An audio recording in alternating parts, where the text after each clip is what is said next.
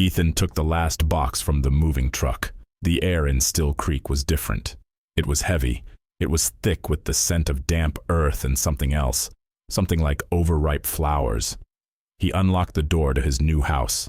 It was a small rental. The paint was peeling in some places. The floorboards creaked under his weight, but it was quiet. The quiet was what he needed. The city had been too loud after his mother's death. The sirens, the people, the constant noise had felt like sandpaper on his raw nerves. Here, there was only the whisper of the wind in the tall fir trees that surrounded the cul-de-sac. He set the box down in the living room. It was filled with his mother's old books. He didn't have the heart to get rid of them yet. He ran a hand over the dusty spines. The quiet felt good. It felt like a bandage. He walked to the window and looked out at the backyard. It was mostly weeds and overgrown grass. Beyond his rusty chain-link fence was another yard. This yard was different. It was perfect. It was a masterpiece of green. The lawn was a flawless carpet. The flower beds were riots of color. Roses and lilies and tulips stood in perfect rows. A vegetable patch showed off plump red tomatoes and dark green zucchini. In the center of it all was a man. He was older, maybe in his 60s. He wore a straw hat and a clean pair of overalls. He was on his knees, tending to a rose bush with a small pair of clippers. Ethan watched him for a moment.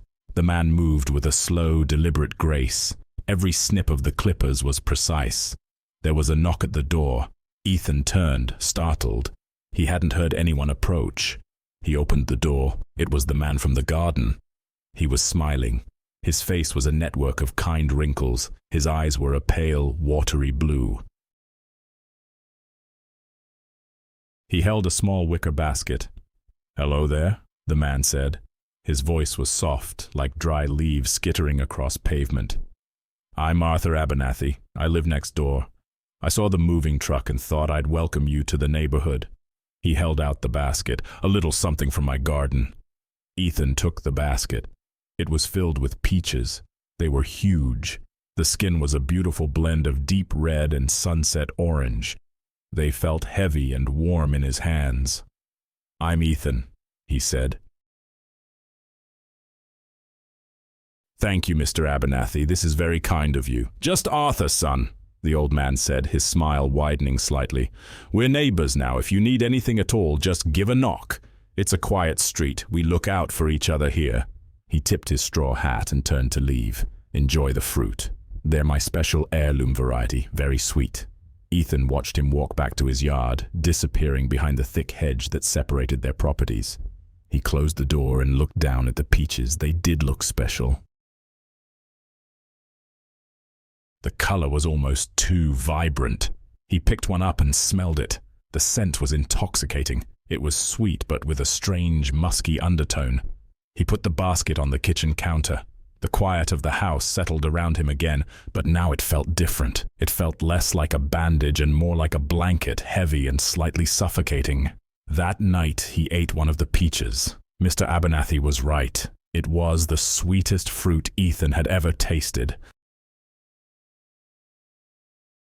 The flesh was juicy and red, almost the color of blood. It melted in his mouth. A wave of warmth and contentment washed over him. He felt his anxiety, the constant companion of his grief, simply dissolve. He slept better than he had in months. His dreams were vivid. He dreamt he was lying in soft, cool earth. The soil was packed around him, holding him tight. He wasn't scared. He felt safe. He felt roots thin and questing, gently probing his skin. They slipped through his pores without pain.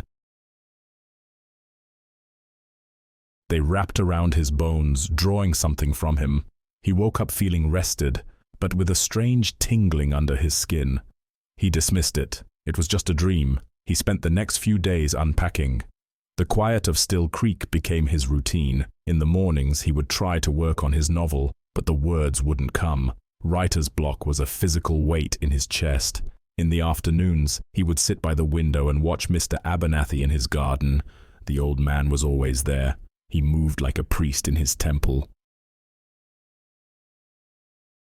He watered his plants. He pulled non-existent weeds.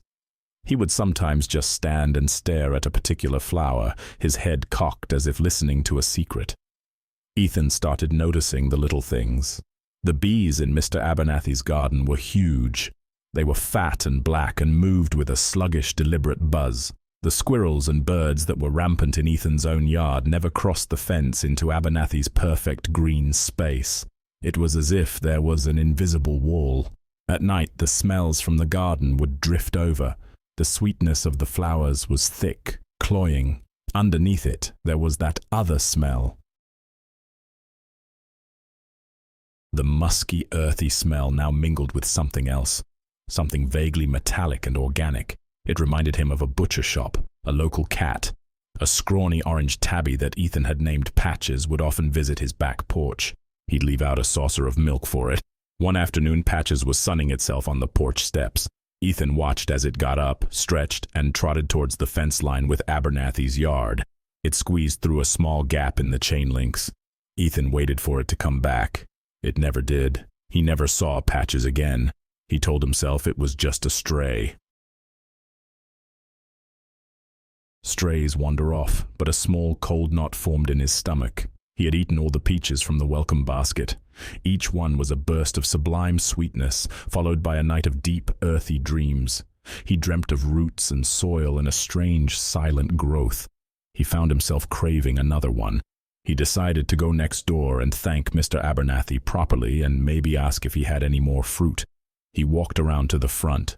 As he approached the fence dividing their front yards, he saw something caught on a low branch of the hedge.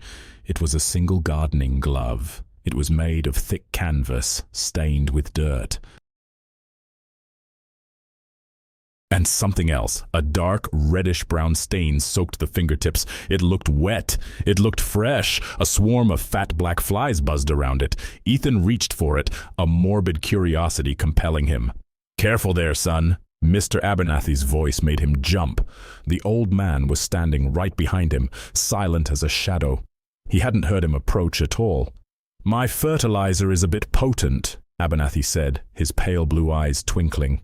He reached past Ethan and plucked the glove from the branch. He didn't even flinch at the flies. "You have to be careful what you touch." He smiled that same kind, wrinkled smile, but it didn't reach his eyes this time. The eyes were cold. They were as cold and deep as the soil in his dreams. He tucked the stained glove into his overall pocket and walked back towards his house. Ethan stood frozen. The smell from the glove, the smell of iron and decay, lingered in the air. The quiet of Still Creek was no longer a comfort. It was a threat. It was the silence of a predator waiting for its prey to stop struggling. The writer's block was now a solid wall. Ethan couldn't even open his laptop. His mind was consumed by the man next door, the garden, the glove, the missing cat. He spent his days at the window, not as a casual observer, but as a spy. He watched Mr. Abernathy's every move. The old man's routine was unvarying. He would emerge at dawn, move through his garden with that same priestly reverence, and retreat into his house as the sun set. But it was the way he interacted with his plants that held Ethan in a state of horrified fascination. He saw Abernathy lean down to a cabbage, its leaves a waxy pale green, and whisper to it. He saw him stroke the stem of a sunflower, its head impossibly large and heavy, as one would stroke a pet's head. And then there was the ground. Sometimes, if the light was just right in the late afternoon, Ethan could see it. A faint, almost imperceptible movement. The soil around the base of a particularly large tomato plant would seem to rise and fall, a slow, rhythmic pulse. It looked like it was breathing. The nightly sounds grew more distinct. The rustling wasn't the wind. It was a wet, slithering sound, like something thick and fleshy being dragged through mud. The buzzing of the flies was sometimes so loud it sounded like a low-power electrical hum. Ethan began to lose weight. He wasn't eating. The food in his fridge seemed tasteless, bland.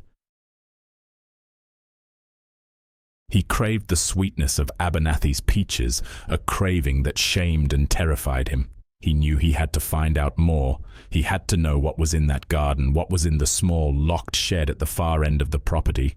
He waited for his chance. It came on a Tuesday. He saw Mr. Abernathy get into his old, meticulously clean pickup truck and drive away. It was the first time Ethan had seen him leave the property since he moved in. His heart hammered against his ribs. This was it. He pulled on a dark hoodie, his hands trembling. He slipped out his back door, scurried across his own neglected yard, and fumbled with the latch on the gate. It creaked loudly in the oppressive silence. He froze, listening. Nothing. He slipped through and stood for a moment on the edge of Abernathy's perfect lawn. The air here was different. It was thick with that cloying sweet smell. It coated his tongue, his throat. He felt dizzy. He forced himself to move, sticking to the edge of the lawn, his feet sinking slightly into the unnaturally soft turf. He made it to the shed. It was old wood, painted a faded barn red. A heavy padlock secured the door. Ethan pulled a small crowbar from the waistband of his jeans. He wedged it into the hasp and pulled. The metal groaned in protest. He put his weight into it. With a loud crack, the wood splintered and the lock came free. He pulled the door open and was hit by a wall of stench. It was the smell from the garden, but 100 times more concentrated. Sweet rot, chemical disinfectant, and underneath it all, the raw, coppery smell of blood. His stomach churned, but he forced himself inside, pulling the door almost closed behind him. The shed was dimly lit by a single, grimy window. It took a moment for his eyes to adjust. What he saw made the breath catch in his throat.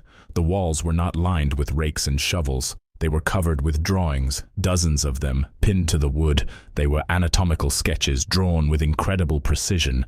But they were wrong. They were monstrous. He saw a diagram of a human torso, but the lungs were not lungs. They were depicted as two large fleshy flowers, their petals unfurling inside the rib cage. He saw a drawing of a human hand, but instead of veins and arteries, a complex network of roots spread from the wrist, branching out into each finger.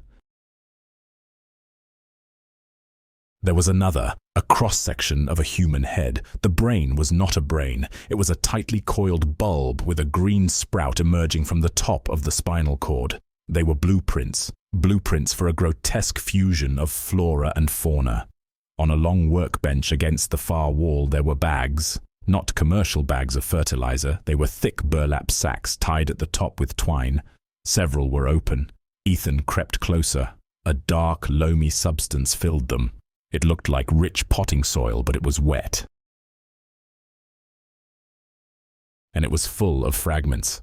He saw the glint of something white. He reached in, his fingers recoiling at the cold, greasy texture. He pulled out a small, curved piece of bone. It looked like a piece of a rib. He dropped it with a gasp. He looked closer into the bag. He could see clumps of dark hair. He could see what looked like shredded fabric. He felt a wave of nausea so powerful he had to brace himself against the workbench. His hand landed on something hard. It was a leather wallet. It was old and worn. He opened it with trembling fingers. Inside, behind a yellowed plastic window, was a driver's license. The face was of a smiling, middle-aged man. The name was Mark Renshaw. The address was for a house on Still Creek. The house 2 doors down from Ethan's, the one that had been empty since before he arrived, the one the real estate agent had said the owner moved away from suddenly. A floorboard creaked outside the shed.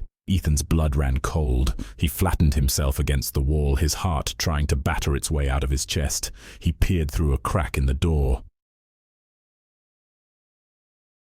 Mr. Abernathy was standing in the middle of his yard. He wasn't looking at the shed. He was looking at Ethan's house. He had known Ethan was gone. Abernathy turned his head slowly, his gaze sweeping across the yard until it settled directly on the shed door. He wasn't smiling. His face was a blank mask. He stood there for a long, silent moment, a sentinel in his kingdom of horrors. Then he turned and walked calmly back into his house. The message was clear.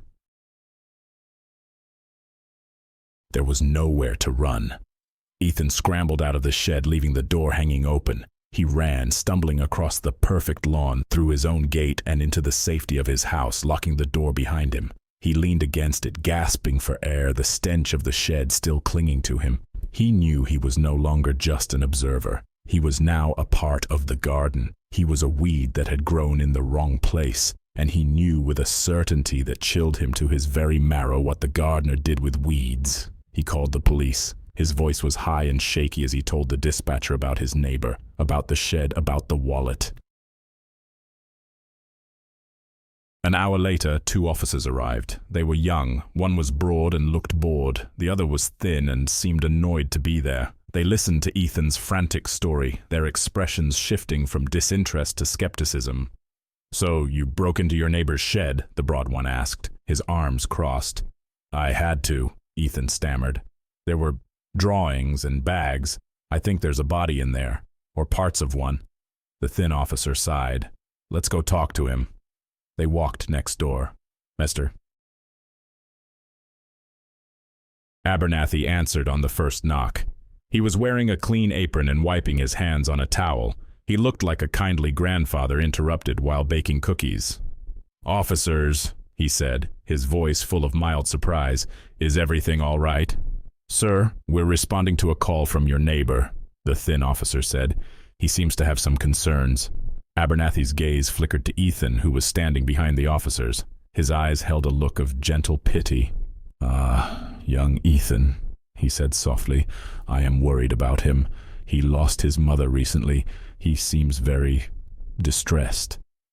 He says you have anatomical drawings and bags of human remains in your shed," the broad officer said bluntly. Abernathy's eyebrows raised in perfect innocence. "My goodness, that does sound distressing. Please, come and see for yourselves. The shed is open." He led them into the backyard. The garden was breathtaking in the afternoon sun. The colors were so vibrant they hurt the eyes. "What a beautiful garden," the thin officer remarked. They reached the shed. The door was ajar just as Ethan had left it. Abernathy pushed it open wide. The shed was clean. It was perfectly organized. Rakes and shovels hung in neat rows.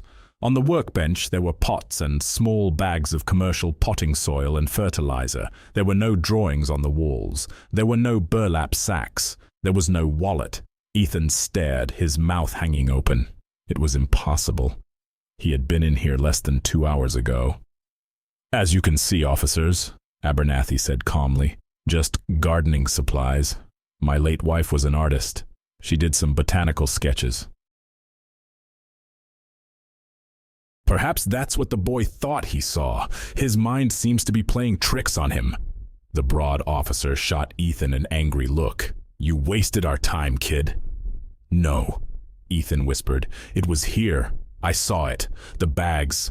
The wallet." "I think you need to get some rest," the thin officer said, putting a hand on Ethan's shoulder and steering him away. "And I suggest you don't break into your neighbor's property again." As they left, Abernathy called out, "Ethan, if you need to talk, my door is always open. It's important to tend to the garden of the mind, lest weeds take root." He was smiling again, the kindly, grandfatherly smile, but Ethan saw the triumph in his cold blue eyes. He was completely alone. No one would believe him. He retreated into his house, the world shrinking to the 4 walls of his living room. The fear was a living thing now. It coiled in his gut. It whispered in his ear. He couldn't write. He couldn't sleep. He could only watch. The garden was no longer just a source of horror. It was his obsession. He bought a small, high-definition camera, the kind used as a nanny cam. Under the cover of darkness, he climbed the large oak tree in his backyard that overlooked Abernathy's property. He wedged the camera into a fork in the branches, aiming it directly at the back of Abernathy's house and the dreaded shed. He ran the thin wire back to his house, connecting it to his laptop. Now he could watch day and night. For 2 days, nothing happened. Abernathy went about his usual routine. The garden pulsed with its unnatural life. The strange, sweet smell of decay was a constant presence. Ethan started to doubt himself. Was Abernathy right? Was his mind playing tricks on him? Was grief making him insane? Then, on the 3rd evening it happened. A delivery van, white and unmarked, pulled into the cul-de-sac. It was late, almost dusk. The driver, a young man in a company uniform, got out, looking at a piece of paper in his hand with a confused expression. He was clearly lost. He approached Abernathy's house. Ethan watched on his laptop screen, his heart pounding. Abernathy opened the door. He smiled his welcoming smile. He pointed down the street, seemingly giving directions. Then he paused and said something else. He gestured for the young man to come inside for a moment. He offered him a glass. Ethan could see it through the window, a glass of water. The delivery driver took it, drank it down gratefully, and handed the glass back. He turned to leave. He took 2 steps, and then his knees buckled. He collapsed on the porch like a puppet with its strings cut. Abernathy didn't even look surprised. He calmly dragged the unconscious body inside and closed the door. An hour passed. The sun went down. The security light on Abernathy's shed flickered on, casting a sickly yellow glow over the yard. The shed door opened. Abernathy emerged, dragging the delivery driver's body. He pulled it onto a large plastic tarp he had spread on the grass. He went back into the shed and came out with his tools, not shovels and rakes. He brought out a bone saw, a set of large, heavy-duty pruning shears, a long, sharp-looking knife that glinted in the yellow light. Ethan watched, paralyzed, his hand covering his mouth to stifle a scream. He was watching a recording, but it felt real. It felt immediate. Abernathy was not a frenzied killer. He was a craftsman. A butcher. He worked with a calm, methodical efficiency that was more terrifying than any rage. He used the knife to cut away the uniform. Then he started the pruning. The camera's microphone picked up the sounds, the wet, tearing sound of the shears cutting through flesh and cartilage, the dry, grating rasp of the bone saw as it worked its way through a leg bone. It was a sound that would haunt Ethan for the rest of his life. Abernathy worked for over an hour. He disassembled the body with the precision of a watchmaker. He sorted the pieces into different plastic buckets, the organs in one, the larger cuts of muscle in another, the bones in a third. He was not defiling a corpse, he was processing raw materials. When he was finished, he began the next phase of his work. He took the bucket of organs and meat to a specific part of the garden, near a strange-looking fruit tree whose branches were twisted and bare. He dug several shallow holes around its base. He then took handfuls of the raw, bloody viscera and pushed them into the holes. Ethan leaned closer to the screen, his mind refusing to process what he saw next. From the soil around the bloody offerings, things began to emerge. They were thick, white, and glistening. Roots. They looked like pale, blind worms. They writhed and trembled in the open air for a moment before surging forward. They wrapped themselves around the chunks of meat and organs, pulling them down into the earth. The ground bubbled and churned like a pot of thick stew. The tree's bare branches seemed to tremble slightly. The garden was eating. It was being fed. Abernathy covered the holes, patting the soil down gently. He then hosed off the tarp, the tools, and the concrete porch, washing all evidence of the slaughter into a drain that led directly to the garden beds. He was meticulous. He was perfect. He left no trace. Ethan sat in the dark of his room, the laptop's glow illuminating his pale, horrified face. He understood now. Abernathy wasn't just a killer. He was a farmer, a husbandman, and the bodies were not his victims. They were his fertilizer. They were the secret ingredient to his vibrant, beautiful, monstrous garden. A few days later, Ethan saw a new development on the fruit tree. A single large fruit had begun to grow. It grew at an alarming rate. Within a week, it was fully formed. It hung from a branch, heavy and ripe. It was not round like an apple or a pear. It was shaped with anatomical perfection like a human heart. It was a deep, pulsing red. Ethan could swear he saw it beating with a slow, faint rhythm. That evening, he watched as Abernathy went to the tree. He cupped the heart-shaped fruit in his hands with a look of paternal pride. He twisted it gently and it came off the stem with a soft, wet pluck. He cradled it in his hands and took it inside. Ethan ran to his bathroom and was violently sick. The nightmare was real, and he was living next to it. Abernathy knew. He must have found the camera, or perhaps he just sensed it. The psychological war began. The next morning, when Ethan opened his front door to get the newspaper, a small gift was waiting on his doormat. It was a potato, but it was not a normal potato. It had been grown in such a way that it had the perfect shape of a small human hand, complete with 5 distinct fingers, and even what looked like fingernails. Ethan recoiled as if it were a snake. He left it there to rot. The garden itself became an aggressor. Thick, thorny vines began to creep over the fence, their progress unnaturally fast. They snaked across his lawn, killing the grass wherever they touched. They began to climb the walls of his house. At night he would hear them, a soft rhythmic tapping on his window pane, tap, tap, tap, like a long, patient fingernail. He stopped leaving the house. The world outside his windows was hostile territory. The paranoia took root deep inside him. He started seeing things. Spores. He imagined them drifting from Abernathy's garden. Invisible clouds of pollen and seed, seeping through the cracks in his windows, flowing through his vents. He was breathing them in. They were inside him. The body horror turned inward. He began to feel an itching under his skin, a persistent, maddening itch that no scratching could relieve. He felt as if tiny things were moving just beneath the surface. He would spend hours in front of the bathroom mirror, stretching his skin, searching for any sign. One night, under the harsh bathroom light, he saw it, or he thought he saw it. In the white of his right eye, a tiny, thread-like green line. It was no bigger than an eyelash, but it looked like a root, a sprout. He cried out and clawed at his eye, trying to dig it out. He raked his own face, leaving bloody scratches on his cheeks. He fell to the floor, sobbing, not knowing what was real anymore. Was the garden truly inside him, or had his mind finally, irrevocably broken? He was a prisoner in his own home, in his own body. He was being cultivated. He was being prepared for the harvest. In a moment of terrible, desperate clarity, he knew what he had to do.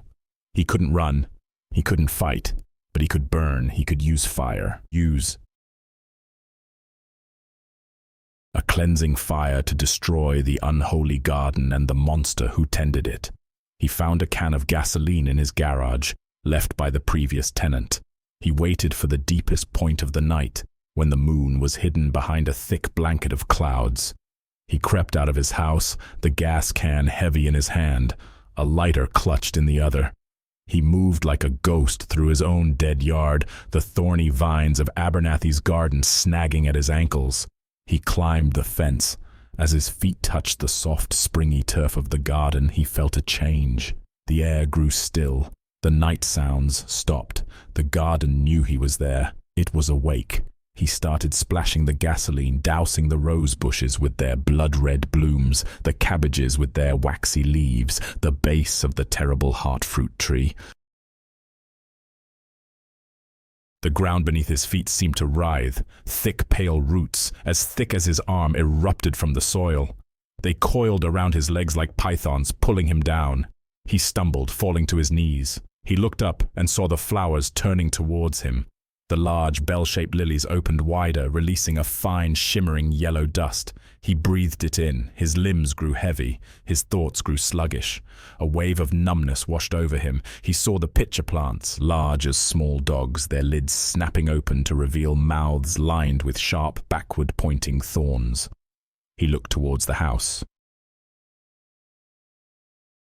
Mr. Abernathy was standing on the back porch, watching. He was not alarmed. He was not angry. He was simply observing. His arms folded, a faint, curious smile on his lips. He was the conductor of this grotesque orchestra. Ethan, trapped and paralyzed, struggled to lift his hand. His fingers felt like lead. With the last of his strength, he flicked the lighter. A small flame sputtered to life. He dropped it. It landed on a patch of gasoline-soaked grass. There was a soft whoosh as the fire caught. For a moment it flared up, a beautiful orange blossom of defiance in the heart of the monster, but it was not enough. The wet, sap-filled plants sizzled but did not burn. The roots that held him tightened their grip, dragging him down, pulling him into the soft, hungry earth. The soil closed over his head, filling his mouth, his nose, his screaming throat. His last sight was of the pulsing, unnatural green of the garden above him. His last thought was of the roots, probing, entering, feeding. Weeks passed. The small house at the end of Still Creek was put up for rent again. A young couple, bright-eyed and excited to escape the city, came to see it. As they toured the property, Mr. Abernathy came out to greet them. His smile was warm and welcoming. He was the perfect neighbor. "It's a very quiet street," he told them. "You'll like it here." He gestured proudly to his own magnificent garden. "If you like, I can give you a cutting or two to help you get started. It's important to have life around you." He led them to a new-looking patch of soil near the fence. A single young sapling was growing there. It was remarkably vibrant, its leaves a deep, healthy green. "This one is a new hybrid I'm working on," Abernathy said, his voice full of pride. He bent down and gently stroked one of its leaves. If one looked closely at the sapling stem, one could see faint reddish-blue lines running just beneath the green surface like a delicate network of veins. "Every living thing needs a purpose, a way to contribute to the beauty of the world," the old man murmured, more to the plant than to the couple. "Don't you worry, Ethan. You're not lost anymore. You will bloom so beautifully here."